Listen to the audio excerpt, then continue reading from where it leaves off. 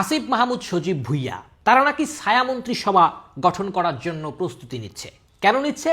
কারণ স্বচ্ছতা এবং জবাবদিহিতা নিশ্চিত করার জন্য।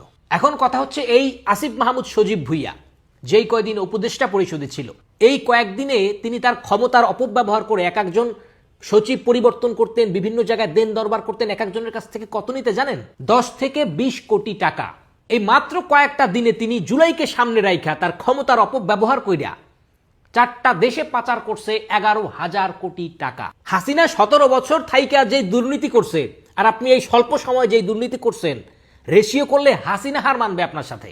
আপনারা ছায়া মন্ত্রিসভা বানান না পায়জামা মন্ত্রিসভা বানান, যা ইচ্ছা বানাইতে পারবেন, সমস্যা নাই, কিন্তু আগে এই জনগণের টাকাগুলোর হিসাবটা রেডি করেন। আপনি ইশরাক ভাইকে কেন নগর ভবনে ঢুকতে দেন নাই, এগুলো সবই আমরা জানি। এই যুগে চাপা থাকে না ভাই, কিছুই চাপা থাকবে না।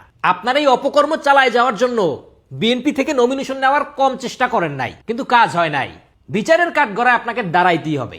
আপনারা পাওয়ার ব্যবহার কইরা রাত ভরেই আকাম কুকাম কইরা বেড়ান, আর দিন ভইরা বিএনপির বিরুদ্ধে অপপ্রচার চালান। একটা কথা বইলে রাখি ভাই, এই যে গতকালকে হাতিয়ায় যেই ঘটনা দেখেন, আপনারা যেই লোকের বিরুদ্ধে এই অভিযোগ নিয়ে আসছেন, সেটা যদি প্রমাণিত হয়, তাহলে ওই লোককে বাংলাদেশের সর্বোচ্চ আদালতে তাকে দাঁড়াইতে হবে, তার বিচার হবে, এবং এটা আমরা নিশ্চিত করে ছাড়বো ইনশাল্লাহ। কিন্তু ভাই, কোনোভাবে যদি প্রমাণিত হয় যে আপনারা এটা রাজনৈতিক ফয়দা লোটার জন্য এই অপপ্রচার সৃষ্টি করছেন, গুজব সৃষ্টি করে মানুষের মধ্যে ছড়াই দিয়েছেন বিএনপির বিরুদ্ধে, তাহলে ভাই আপনাদের ওই সর্বোচ্চ বিচারের কাঠগড়ায় দাঁড়াইতে হবে, এবং পাশাপাশি মারাত্মক লেভেলের খেসারত দিতে হবে ভাই। কিচ্ছু করার নাই। কার পাশা কার টেবিলে যায় এবার টের পাবেন।